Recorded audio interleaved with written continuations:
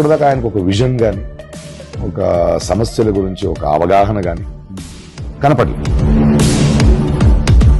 మోదీతో ఉంటాడు, ఇంకొకరిని తిడతాడు, సడన్ గా వెళ్ళి ఏఐడిఎంకే గురించి మాట్లాడతాడు, ఎంజీఆర్ గురించి మాట్లాడతాడు, పెరియార్ గురించి మాట్లాడతాడు, కువెంపు గురించి పేర్లు తెలిస్తే మనుషులు తెలిసినట్టు కాదు.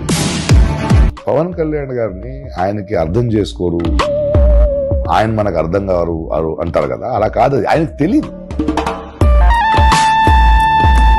ఇడిన మహారాష్ట్రకి వెళ్ళి మహారాష్ట్ర ప్రజల్లో ఇంత ఉందని నాకు తెలియదు, తమిళనాడులో ఇంత ఉందని తెలియదు.